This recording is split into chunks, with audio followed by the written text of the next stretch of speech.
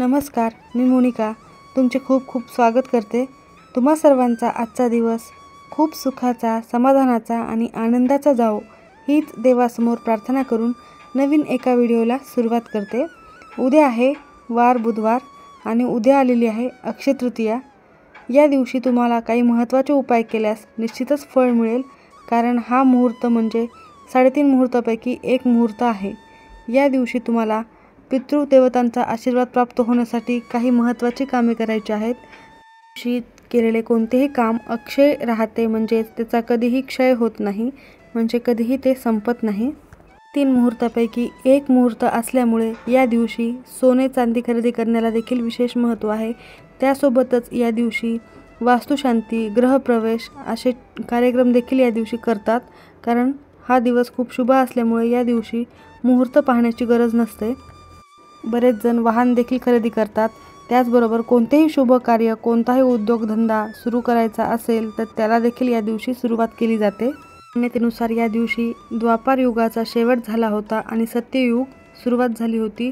त्याचबरोबर महाभारताचा देखील या दिवशी शेवट झाला होता असे सांगण्यात आलेले आहे। भगवान श्रीकृष्णाने नरनारायण परशुराम अवतार देखील अक्षय तृतीयेच्या दिवशी घेतला असे सांगितले जाते आणि भगवान परशुराम हे विष्णू देवतेचे 6वे अवतार होते असे सांगण्यात आलेले आहे।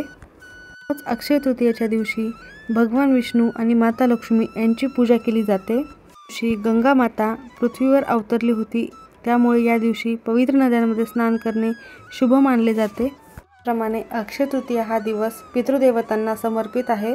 या दिवशी पितरांसाठी काही आपण उपाय केल्याने आणि काही गोष्टी केल्याने आपले सर्व पितृदोष नष्ट होतो आणि आपल्याला पितृदेवतांचे शुभ आशीर्वाद प्राप्त होतात।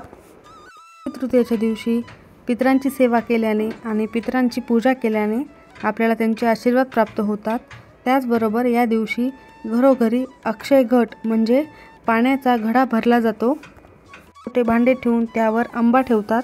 ते भांडे पूर्वजांसाठी असते, म्हणजेच आपले पूर्वज या दिवशी पाणी पिण्यासाठी येतात असे म्हटले जाते।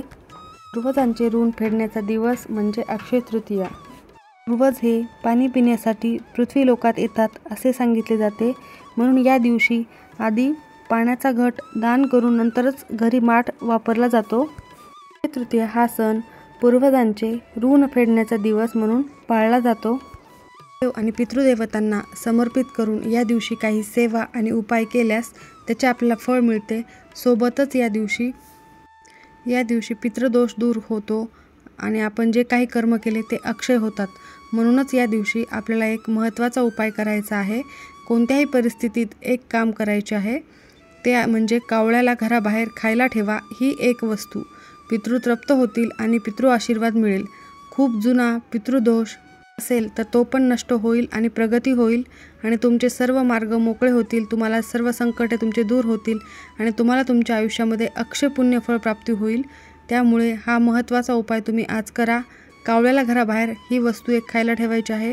ती कोणती ठेवायची आहे, कोणत्या वेळेत ठेवायची आहे, संपूर्ण माहिती मी या व्हिडिओमध्ये पुढे तुम्हाला सांगणारच आहे। त्यामुळे व्हिडिओ शेवटपर्यंत बघा आणि माहिती आवडल्यास व्हिडिओला लाईक करा, चॅनलला सबस्क्राईब करा आणि बेल आयकॉनला प्रेस करा, जेणेकरून नवनवीन व्हिडिओ तुम्हाला बघायला मिळतील। तुम्हाला जो उपाय सांगणार आहे तो तुम्ही अक्षय तृतीयाला दिवसभर कधीही करू शकता। सकाळपासून ते संध्याकाळपर्यंत कधीही हा उपाय करू शकता। मान्यतेनुसार या दिवशी आपले पूर्वज जे असतात ते आपल्याला भेटण्यासाठी पृथ्वी लोकात येत असतात असे सांगितले जाते आणि म्हणूनच ते कावळ्याच्या किंवा इतर कोणत्याही प्राण्यांच्या स्वरूपात असे देखील सांगण्यात आलेले आहे आणि म्हणून या दिवशी जी वस्तू आहे ती कावळ्याला खाऊ घालायची आहे। सांगण्यात आले आहे की ही वस्तू जर आपण कावळ्याला खाऊ घातली तर ती आपल्या पूर्वजांपर्यंत पोहोचली जाते। महाराजांच्या केंद्रामध्ये देखील सांगितले जाते की देवदेवतांची पूजा करण्याआधी तुम्ही पितरांची देखील पूजा करावी। तुमचे पितृदेव जर तुमच्यावर प्रसन्न असतील तर देवी देवता देखील तुमच्यावर प्रसन्न होतात। तुम्ही देवाची कितीही सेवा केली, भक्ती केली, पण पितृदेव जर तुमच्यावर नाराज असतील तर त्याचे फळ तुम्हाला मिळत नाही। त्यामुळेच आपल्याला पितृदेवतांची सेवा करायची आहे। पितृदोष आहे हे कसे ओळखावे, तर घरामध्ये सतत कलह, भांडण, चिडचिड होत असते, त्याचबरोबर घरामध्ये लक्ष्मी टिकत नसेल, आलेला पैसा टिकत नसेल किंवा घरात पैसा येण्याचे मार्ग कमी असतील, उपभोग घेता येत नसेल, त्याचबरोबर घरातल्या एखादे शुभ कार्य असेल, कुणाचे लग्नयोग्य मुलगा किंवा मुलगी असेल, त्यांचे लग्न होत नसेल, याला देखील पितृदोष कारण असू शकतो. रात्रीची शांत झोप लागत नसते, त्याचबरोबर घरात पैशाची चणचण नेहमी जाणवत असते. उद्योग व्यवसायामध्ये देखील यश येत नाही, सुख देखील कमी असते, त्याचबरोबर नोकरीमध्ये देखील प्रगती होत नाही. त्यामध्ये सतत आजारपण असणे, काही संकट तुमच्यावर असतील तर त्यामुळे तुम्हाला पितृदोष असण्याची शक्यता असते आणि म्हणूनच या दिवशी जर तुम्ही कावळ्याला ही एक वस्तू खाऊ घातली तर तुमचा हा सर्व दोष नष्ट होतो. अक्षय तृतीयेच्या दिवशी सकाळी आपल्याला ब्रह्ममुहूर्तावर उठायचे आहे.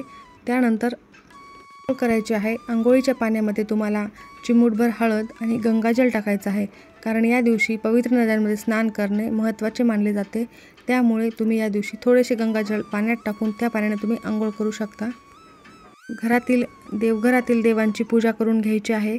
त्यानंतर एक पाट घ्यायचा आहे. पाटावर लाल रंगाचा कपडा अंथरायचा आहे. पाटावर तुम्हाला वाटीभर तांदूळ ठेवायचे आहेत. तिथेच तुम्हाला एक दिवा प्रज्वलित करायचा आहे.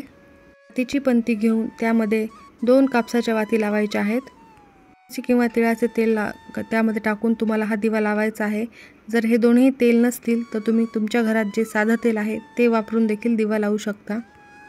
त्या दिव्यामध्ये थोडीशी तुम्हाला मोहरी टाकायची आहे.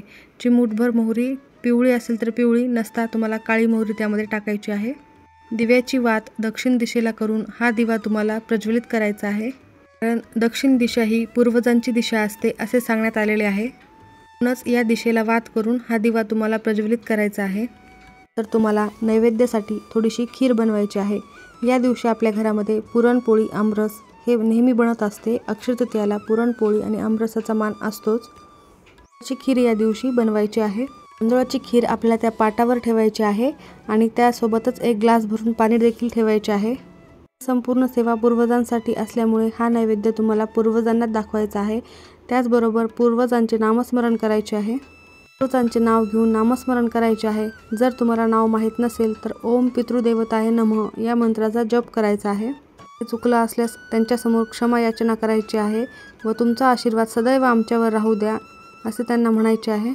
नंतर तुम्ही तिथे बसूनच पितृदेवताचे पितृस्तोत्राचे पठण करायचे आहे.